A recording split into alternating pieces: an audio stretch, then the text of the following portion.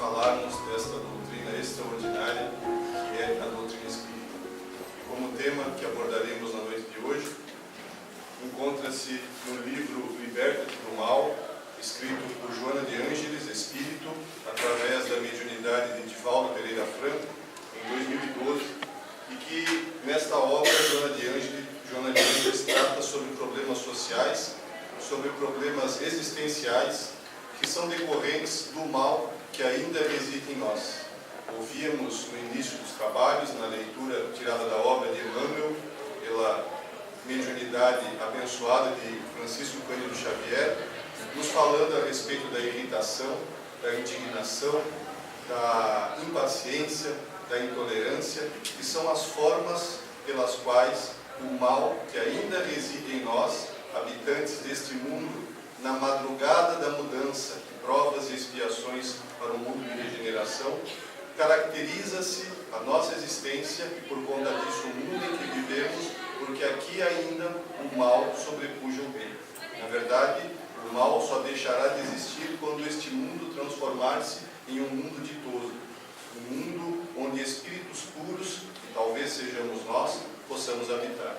Então, em decorrência disto, Joana de Ângeles vem nos dizer que, com frequência, a sociedade enfrenta flagelos destruidores que assustam, gerando sentimentos controvertidos de sofrimento e de revolta, de ansiedade e de pavor. E na base desses sentimentos controvertidos de sofrimento, de revolta, de ansiedade e de pavor, encontra-se a nossa ignorância.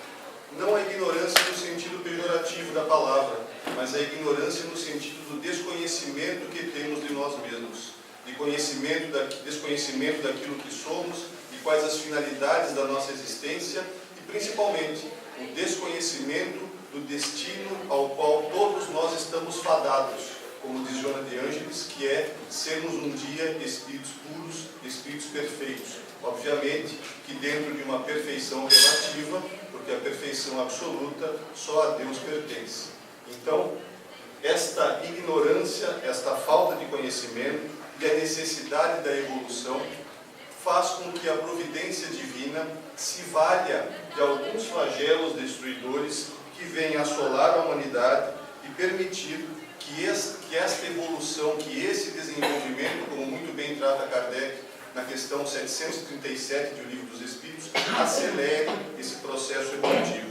E aí nós temos as notícias das inundações, nós temos os terremotos, até em Santa Catarina, há pouco tempo atrás, na região de Jaraguá do Sul, tivemos um tremor de terra, uma agitação das placas tectônicas que fazem parte ainda deste mundo, segundo na ordem dos mundos, conforme as colocações de Allan Kardec no livro O Evangelho segundo o Espiritismo, capítulo 3, os mundos primitivos, os mundos de provas e expiações, e por conta disso, por sermos ainda um mundo caracterizado como de segunda ordem, o nosso planeta fisicamente ainda está em processo de transformação.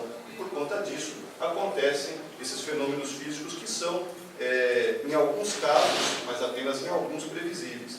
Terremotos, vulcões, que nós não temos aqui em atividade no Brasil, incêndios de grandes proporções, as ondas gigantes ou os tsunamis, as guerras, a fome, apesar de que informações nos dão conta de que a humanidade terrena, os espíritos que habitam a humanidade terrena, que compõem a humanidade terrena como encarnados, desencarnam muito mais por doenças decorrentes do excesso de alimentação do que propriamente pela fome.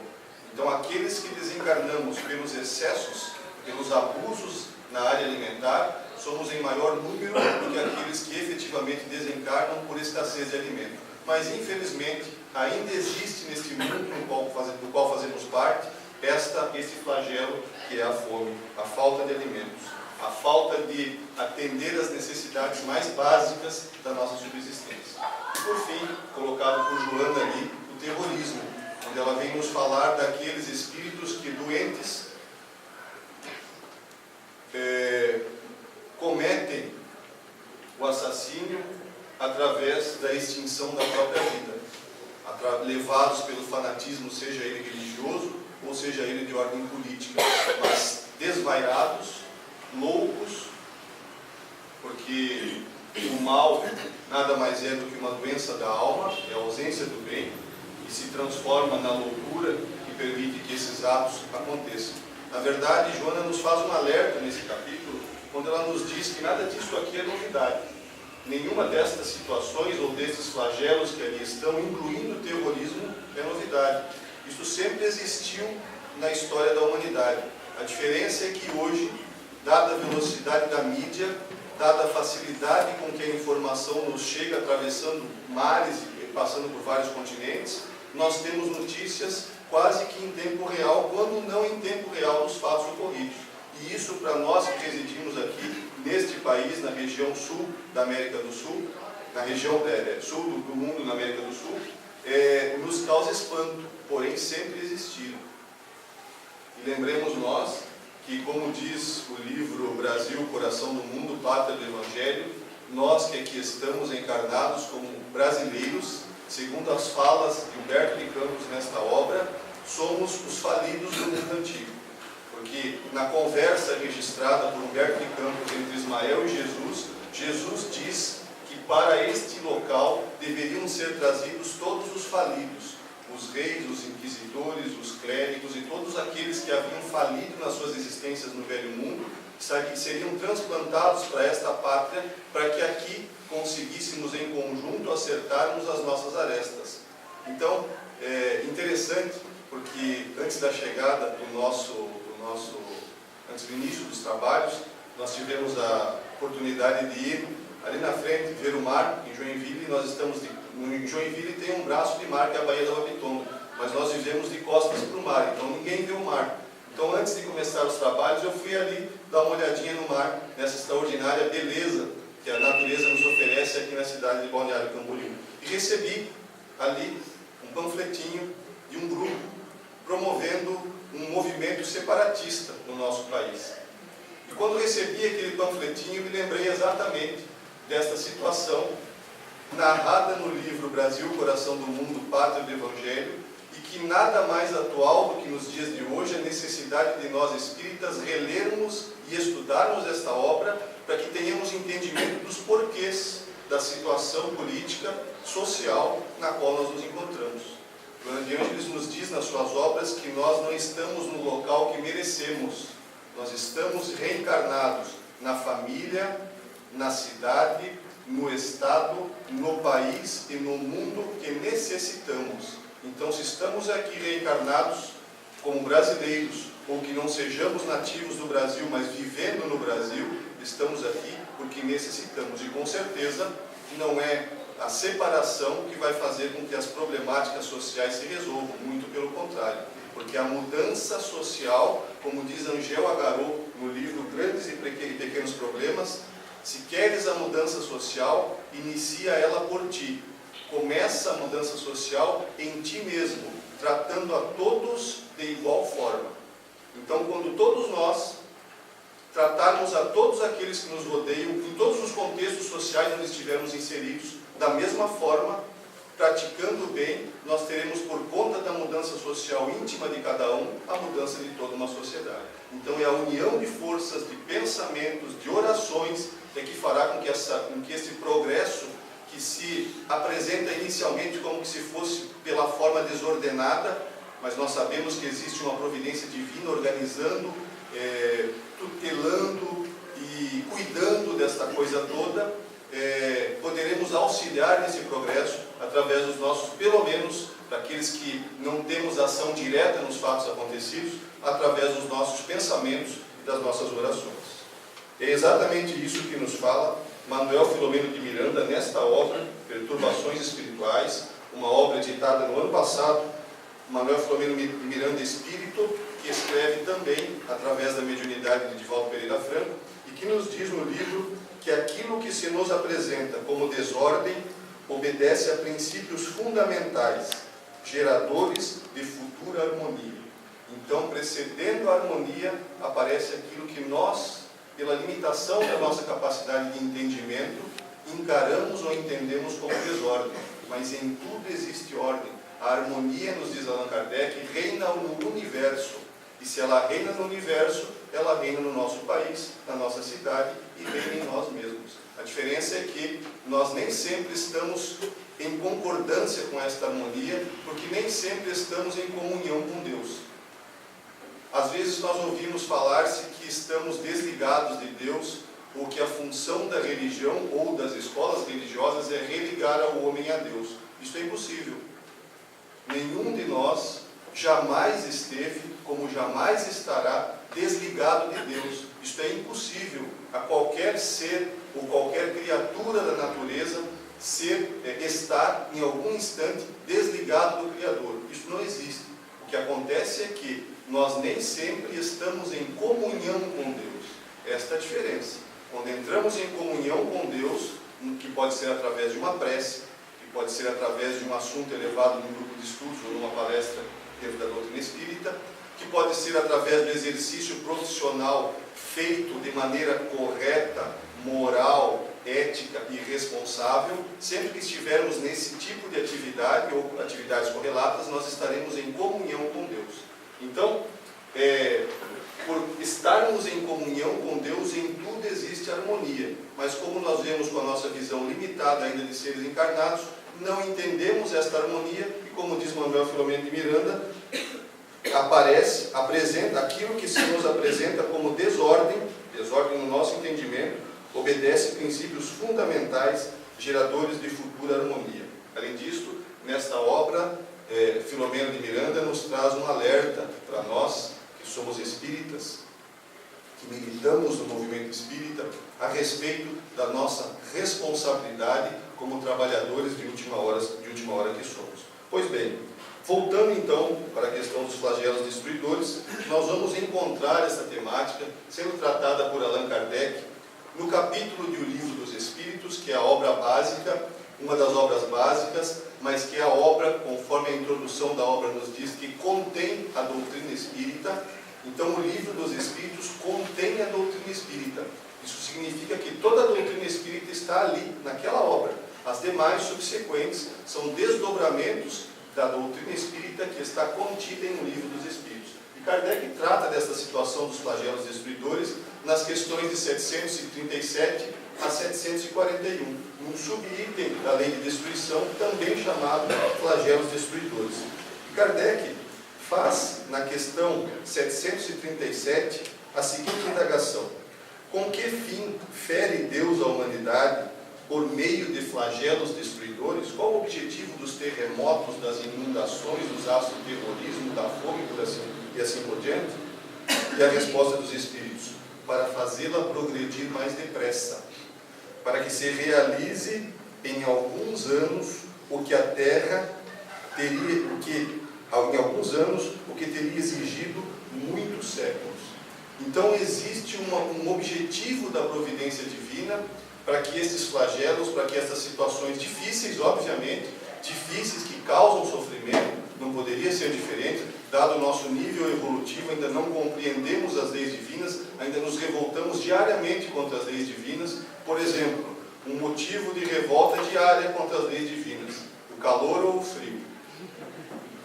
Quem nunca reclamou que está quente demais? Acabamos de sair agora do nosso verão bastante quente.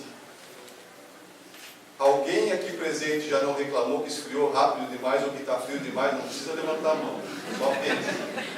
Nós reclamamos do calor, nós reclamamos do frio, nós reclamamos do sol, nós reclamamos da chuva. E o que faz chover, esfriar e esquentar? As leis físicas, que são leis divinas. Então essas pequenices do nosso dia a dia comprovam a nossa revolta contra as leis divinas. Nós, espíritos ainda mais próximos da animalidade quase absoluta do que da angelitude, como nos diz André Luiz no livro Evolução em Dois Mundos, somos sempre revoltados contra as leis divinas. Característica completamente diferente dos espíritos evoluídos. Jesus, quando aqui esteve, em momento algum, deixou de cumprir as leis romanas. As leis humanas do Império Romano foram seguidas à risca pelo Cristo. E nós, na nossa ingenuidade, buscávamos com as nossas falácias implicá-lo com a lei. Tentávamos enganar aquele que já era o Cristo há 4,5 bilhões e meio de anos, quando o planeta foi criado. Então imaginemos nós ouvimos ali na leitura inicial a fala de Emmanuel no Escrituras alertando contra a indignação que aparece quando aparece a ignorância. Às vezes nós nos indignamos com alguém que sabe menos do que nós. Imaginemos se o Cristo assim o fosse. Este Espírito puro, que se apresentou aqui numa pequeníssima parcela do que realmente ele já era naquela época, e que ouvia as nossas lamúrias. Nós íamos lá para quê? Para escutar as verdades do Evangelho? Não. Aqueles que lá o foram só tinham um objetivo. Objetivo que muitas vezes nos traz a casa espírita: a cura. Uma pílula mágica que me livre do sofrimento. Era isso que nós queríamos lá atrás, quando Cristo nos atendia. Aqueles que tivemos a oportunidade de ser contemporâneos e de ter contato com o Cristo. Joana de Ângeles, reencarnada à época do Cristo como Joana de Cusa, narrada sua história no livro Boa Nova, escrito por Francisco Cândido Xavier, foi dirigir-se ao Cristo para reclamar do marido. Provavelmente ela foi lá não com as palavras bonitas escritas por Humberto de Campos na obra, mas foi dizer: meu marido eu não aguento mais, não para em casa, é um cachaceiro, vive na bagunça, eu não quero mais Cristo, não quero mais viver com ele, eu quero te seguir, quero abandonar esse cidadão aqui e quero te seguir. E o que o Cristo diz a ela? Não, senhora, se queres me amar, volta para casa e ama o teu marido, e vive com ele, porque não estás ali por acaso. E assim ela o fez, até o momento em que desencarna, queimada viva, juntamente com o filho, no circo romano. Então nós vemos que o Cristo foi a maior demonstração de paciência. Agora, paciência é uma conquista. Paciência é algo que nós, quando conquistamos, não perdemos. Então aquele que diz assim: perdi a paciência, não, senhor, ou não, senhora. Quem conquista a paciência jamais perde. E um testezinho para a gente saber quando já tem paciência é quando o marido pergunta para a esposa: meu amor, onde estão as minhas meias pretas? E ela, porque tem que ser a preta, ele não quer a outra, é a preta. E ela responde: estão ali na primeira gaveta da cômoda. E aí ele se entretém, vestindo o resto da roupa, novamente pergunta a ela: onde é que estão as minhas meias pretas? Estão ali na primeira gaveta da cômoda. Quando pela 10ª vez ela responde: estão ali na primeira gaveta da cômoda, no mesmo tom de voz, ela é uma candidata a estar desenvolvendo a paciência. Enquanto isso não acontece, não acontece, talvez aqui não aconteça, nós não temos a paciência. Quem tem paciência não perde. E aí nós oramos, nós espíritas fazemos as nossas preces antes de dormirmos ou ao levantarmos, ou quando fazemos o nosso evangelho no lar, e pedimos a Deus que nos ajude a desenvolvermos a paciência. E aí Ele nos coloca um chefe muito turrão, um subordinado irresponsável, um filho difícil, um marido, uma esposa, um sogro, uma sogra, e a gente reclama eternamente, revoltados contra as leis divinas. Como é que eu vou desenvolver a paciência? Aqui na casa espírita, aqui não é o lugar que eu vou desenvolver a paciência. Apesar de que Sandra de La Pola nos diz que o centro espírita é o local onde existe a maior concentração de melindrados por metro quadrado. Isso é ela que fala, não sou eu. Mas aqui na casa espírita é muito fácil nós nos tratarmos bem. É muito fácil nós sermos afáveis, desde que não nos pisemos calo. Mas é muito mais fácil do que no dia a dia de fora. Mas é ali fora que nós iremos desenvolver a paciência, como Cristo demonstrou quando aqui esteve. Então a advertência que ouvimos no início dos trabalhos feita por Emmanuel se refere exatamente a isso. E por conta desta nossa revolta, nós não entendemos também as questões relativas à lei de destruição. Olha o que Joana nos fala a respeito disso. Espíritos gravemente comprometidos com a ordem e o dever sintonizam uns com os outros e se reúnem nos lugares onde as destruições irão ocorrer, desse modo, resgatando crimes hediondos cometidos contra a humanidade em reencarnações anteriores. Então vejam que o resgate, a violência do resgate, conforme ela nos fala, é proporcional à violência do crime. Vejam que são espíritos gravemente comprometidos com a ordem e o dever, que resgatam crimes hediondos. Crimes hediondos. E não é cometidos contra uma pessoa ou contra duas. Cometidos contra a humanidade. Então são resgates de crimes terríveis que cometemos em existências pretéritas, e que são oportunizados, e que o resgate nos é oportunizado através destas dificuldades enfrentadas nos flagelos destruidores. Mas por que é oportunizado?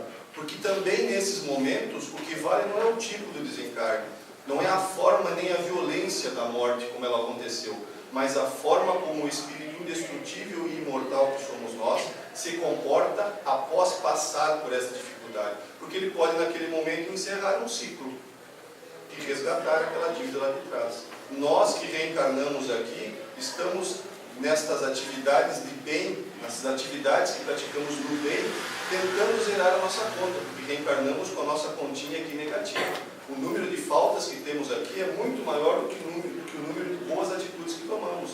Então nós estamos buscando na nossa mudança comportamental, nas ações do bem que praticamos, sejam elas quais forem. Falamos inicialmente que, e aliás o livro dos Espíritos nos diz que praticar o bem, olha só, está no livro dos Espíritos, não me perguntem a questão porque eu não vou lembrar de cabeça, mas fica a sugestão de pesquisa. Está no livro dos Espíritos, praticar o bem não consiste somente em fazer caridade, mas em ser útil, sempre que as oportunidades e que os motivos sejam necessários. Então, praticar o bem significa ser útil. Secar a louça é ser útil? Arrumar a cama é ser útil? Não responder a alguém que no momento de irritação nos manda um verbo que não deveria mandá-lo é ser útil? É ser útil. Então, se todas as vezes nós estivermos proativos, nós estivermos predispostos a sermos úteis, a providência divina colocará no nosso caminho essas oportunidades. E isso também é uma conquista.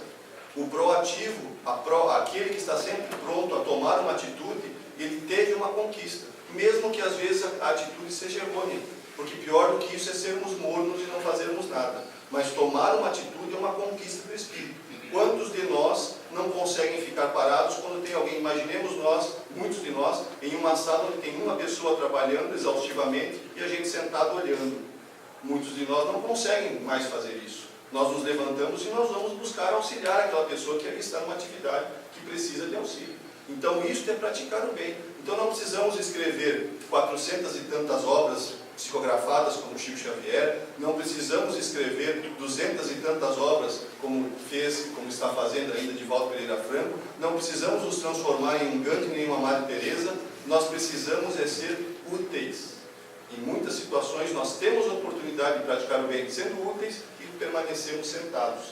E às vezes usando um mecanismo de fuga do ego, tratado por Joana de Ângeles, que é a racionalização. Criamos desculpas. Não, eu não vou fazer porque a pessoa não quer. Não, eu não vou fazer porque a pessoa não pediu. Não, eu não vou fazer porque pode ser que ela não queira que eu ajude. Mas eu nem me ofereci.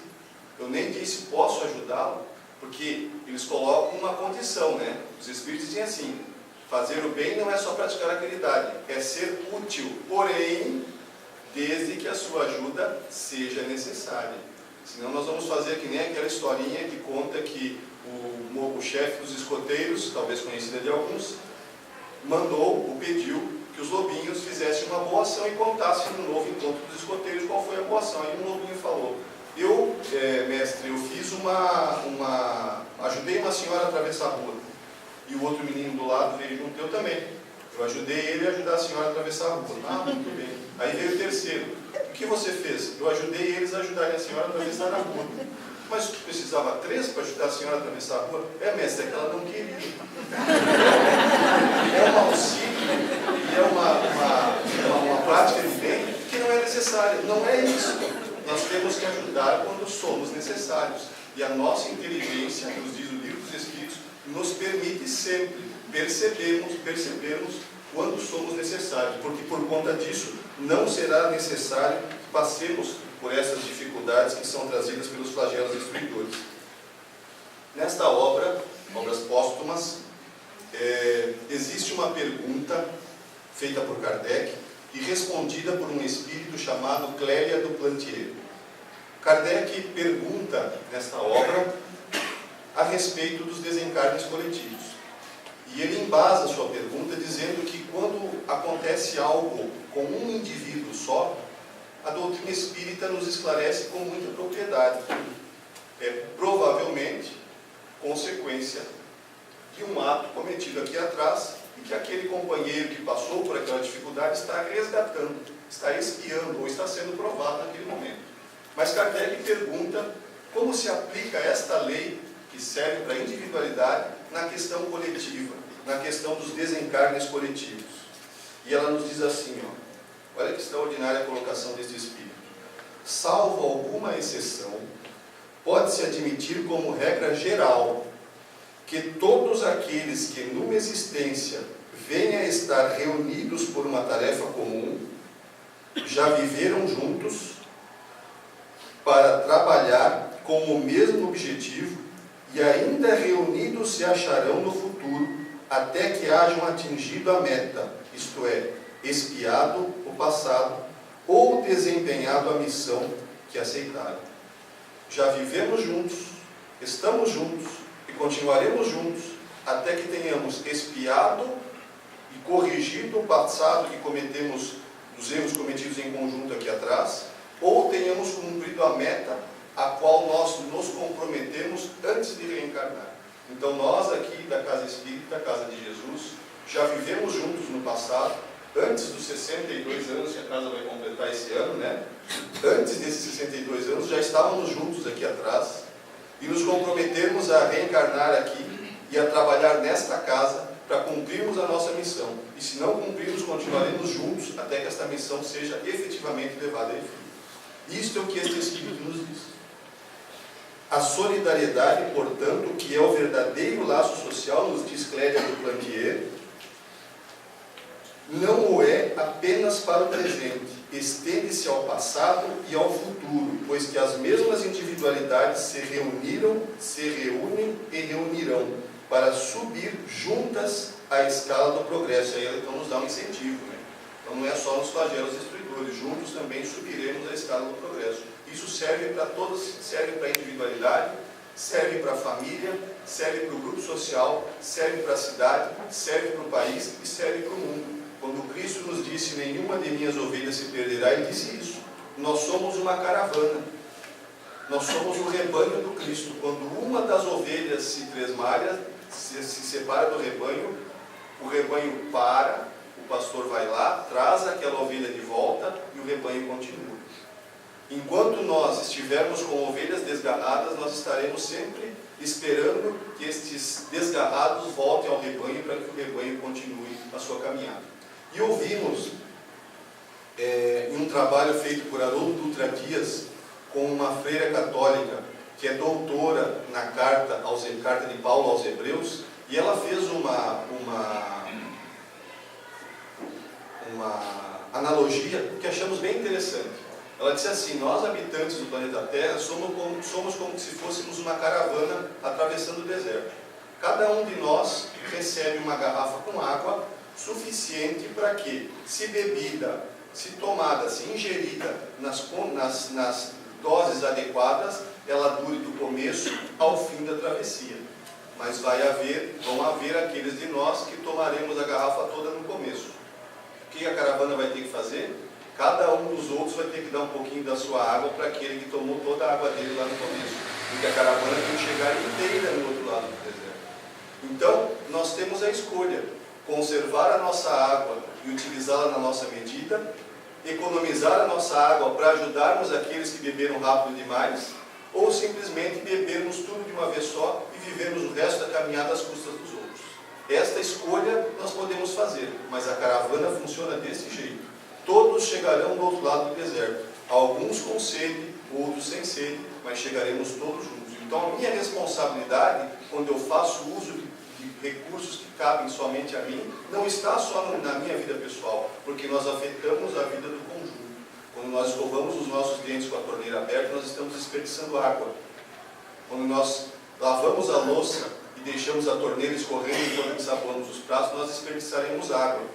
Nós estamos, neste exato momento em que fazemos isso, adquirindo mais uma dívida com a lei divina, e que resgataremos lá atrás, talvez reencarnando numa cidade onde não exista água, onde existe escassez desse recurso, para que daí nós aprendamos, através do sofrimento e através da dor, a valorizar os recursos que Deus nos coloca ao dispor nesta atual reencarnação. Então, ser útil também é, ao escovar os dentes, fechar a torneira. ao lavar a louça, fechar a torneira, porque estaremos economizando recursos naturais que poderão nos faltar lá adiante. E ela, além dessas colocações que faz, ela nos esclarece com muita propriedade que existe no homem 3 caracteres principais e que nos ajudam no entendimento dessas situações de flagelos ou desencarnes coletivos. O primeiro deles é o indivíduo que somos. Então, reencarnamos aqui e trouxemos na nossa bagagem as dívidas e as conquistas das vidas passadas. Programamos a nossa reencarnação, assumimos compromissos e estamos caminhando no sentido de cumprirmos, de levarmos a efeito esses compromissos assumidos como indivíduos. Uma outra característica é a característica do indivíduo como membro da família.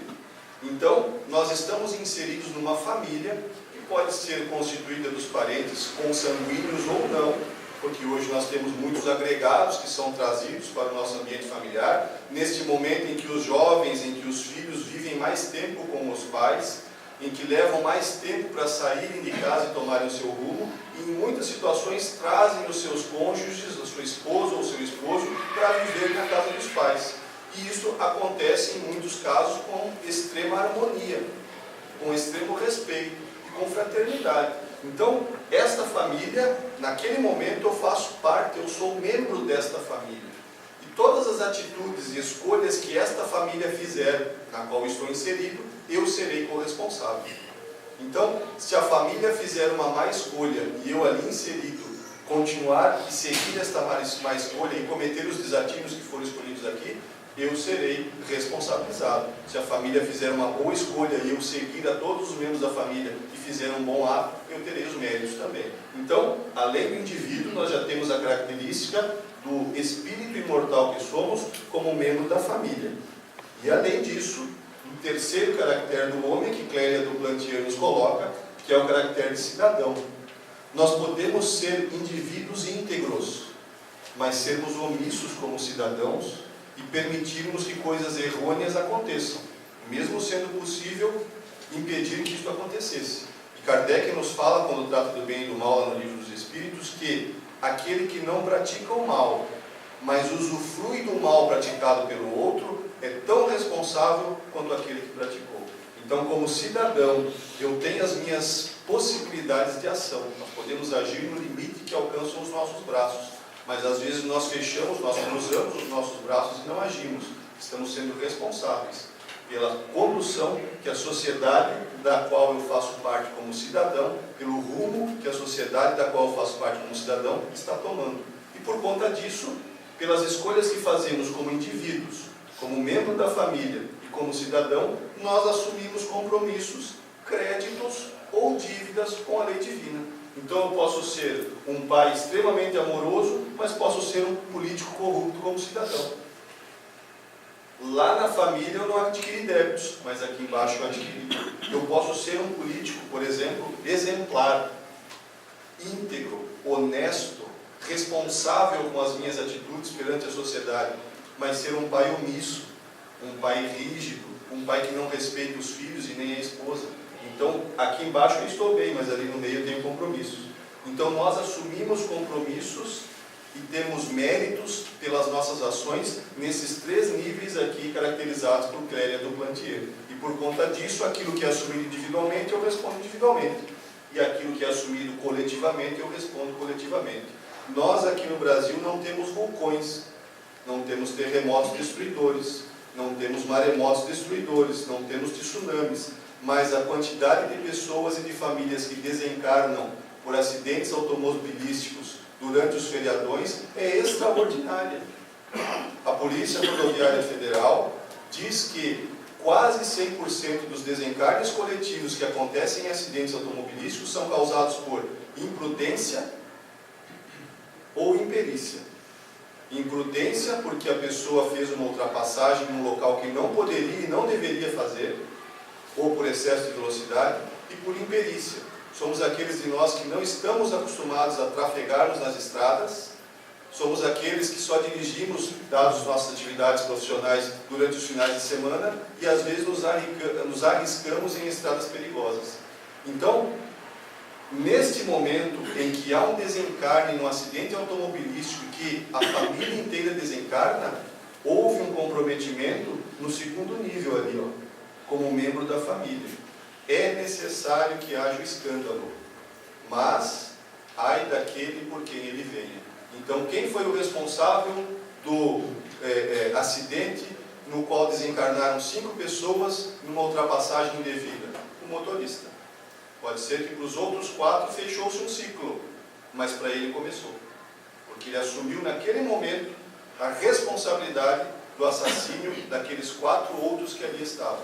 É necessário que haja escândalo, mas ai daquele por quem ele vem. Então, lá adiante, a providência divina colocará o grupo novamente em conjunto, para que juntos consigam recuperar esse prejuízo causado aqui atrás. Isso a providência divina colocará, permitirá. E outra, nesta nossa caravana, nesta nossa caminhada evolutiva, o trabalho é individual, mas não é solitário. Nenhum de nós está no mundo abandonado, em absoluto.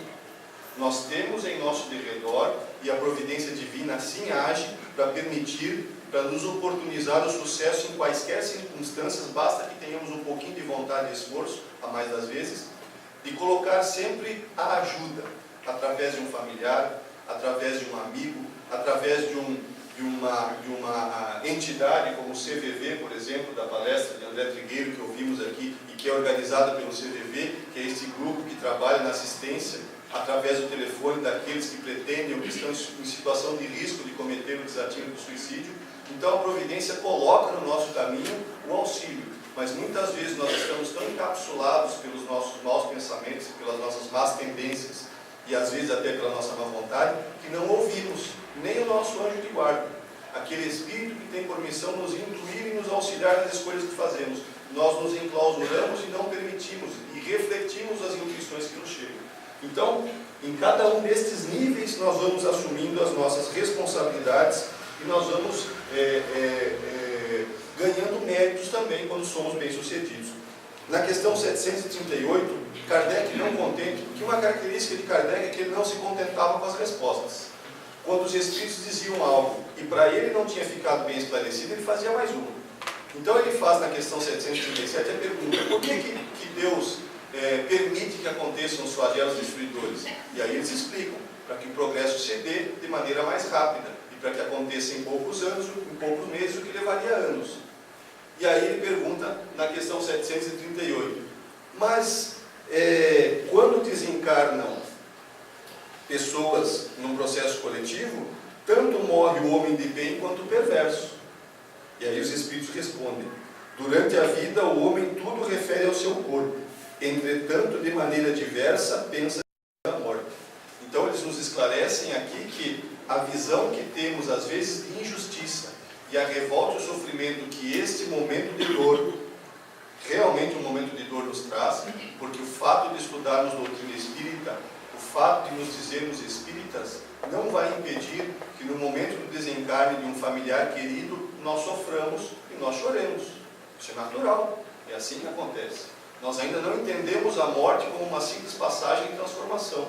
Nós sabemos, mas nós não temos isso convicto, nós não somos convictos, nós não temos isso interiormente dentro de nós. O que acontece é que este processo de sofrimento é curto, porque a doutrina nos explica e a razão nos auxiliará a entendermos que a separação é momentânea e que logo ali adiante reencontraremos, abraçaremos, beijaremos e conviveremos de novo com aquele familiar que momentaneamente está separado, como alguém que foi fazer uma viagem longa e que nós encontraremos lá adiante.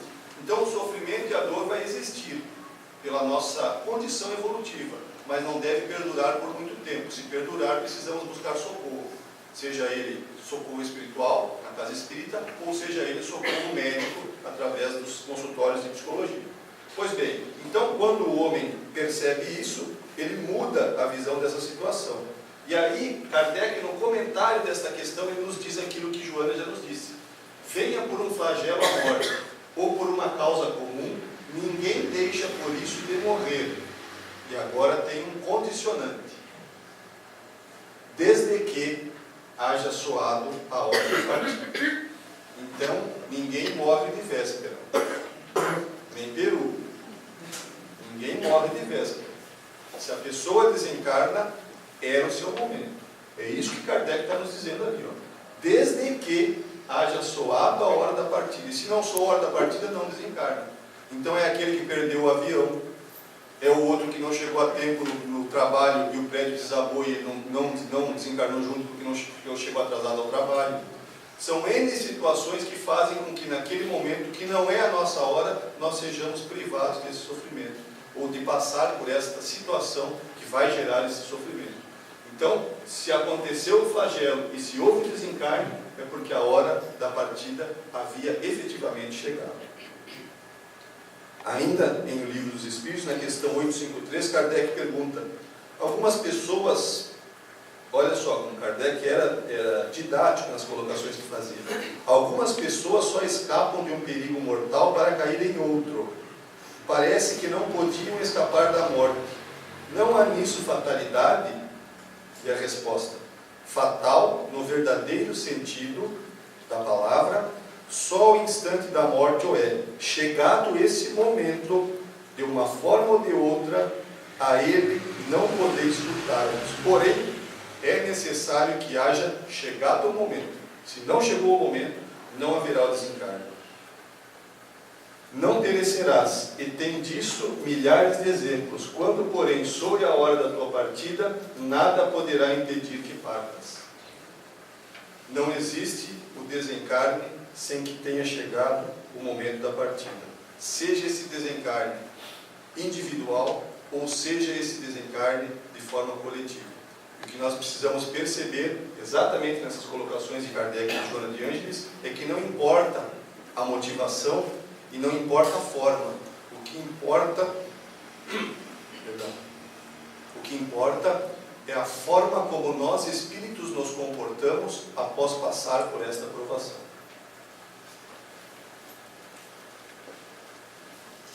E aí, falamos há pouco dos acidentes de trânsito, que para nós brasileiros se tornou tão comum, que quando nós ouvimos na segunda-feira, após o feriado, os balanços da Polícia Rodoviária Federal, parece que é uma coisa natural. Parece que nós já entramos no feriadão sabendo que provavelmente 20 ou 30 pessoas em Santa Catarina vão desencarnar naquele feriado por conta de acidentes de trânsito. E esta situação que se torna normal vai nos causando um sentimento errôneo, mas que é fato, de indiferença. E aí olha o que ela nos fala: acautela-te ante a indiferença ao sofrimento do próximo hoje, porque ele pode ser o teu amanhã.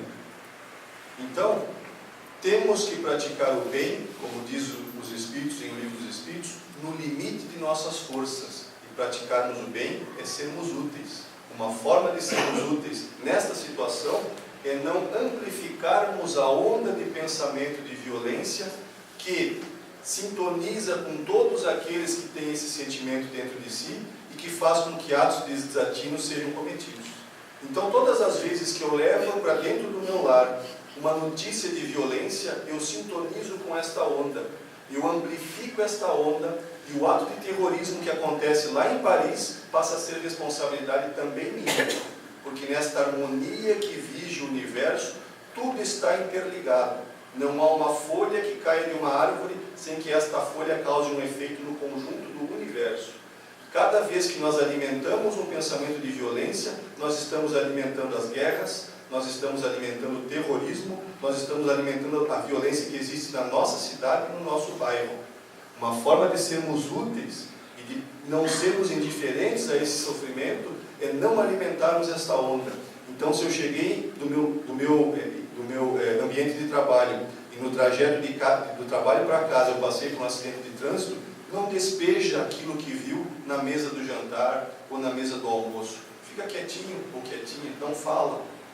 Não joguemos o lixo mental da rua dentro daquele ambiente que tão purificado fica após a prática do culto do Evangelho no lar. Então nós higienizamos a psicosfera do nosso ambiente doméstico com o culto do Evangelho no lar, naquele dia da semana pré-determinada em que a equipe espiritual se desloca e participa conosco e comunga conosco daquele momento de elevação de pensamentos, higieniza o nosso ambiente doméstico, e e nós no dia seguinte trazemos o lixo da rua em forma de pensamento e jogamos na mesa do jantar ou na mesa do almoço. E às vezes até nos sentimos prazer em contar aos outros, através dos grupos, das redes sociais, através do WhatsApp, através do Facebook, através de N formas de comunicação que existem hoje, as violências que vimos na rua. Às vezes até com requintes de crueldade, porque mandamos fotos. No WhatsApp, às vezes as pessoas mandam coisas terríveis, que causam problemas nas pessoas que recebem, porque nem sempre elas querem receber aquele tipo de imagem. Então, uma forma de nos acautelarmos e de não sermos indiferentes, e que está ao alcance das nossas mãos, é pelo menos policiarmos os nossos pensamentos. Porque, para que aconteça o que Joana nos fala, neste livro, O Despertar do Espírito, Joana de Ângeles, o ser humano está fadado às estrelas. Isto é a perfeição. Vejam que um espírito do quilate de Joana de Ângeles, ela não carrega nas tintas para nos impressionar, e ela não diminui nas palavras para nos aliviar a culpa. Quando ela fala que está fadado, significa estar fadado. É o nosso fim, sermos perfeitos, auto-iluminando-se de forma a atingir a meta para a qual foi criado, a perfeição. A meta para a qual fomos criados é a perfeição, mas tem um condicionante nessa fala dela. Auto-iluminando-se. E este auto-iluminar-se passa, inicialmente, pelo policiar os pensamentos, para que esses pensamentos não se transformem em palavras, para que essas palavras não se transformem em atos, que podem ser cometidos por nós, por aqueles que nos cercam, ou por aqueles que estão muito distantes, mas que sintonizaram na onda de violência que nós amplificamos, e por conta disso, por já trazermos o mal dentro de nós, cometem os desatinos. E aí, um problema que era de Deus, passa a ser meu. Porque eu me meti numa situação, me comprometi com algo que eu não precisava. Muito obrigado pela atenção de todos. Que a paz e as bênçãos do Mestre permaneçam.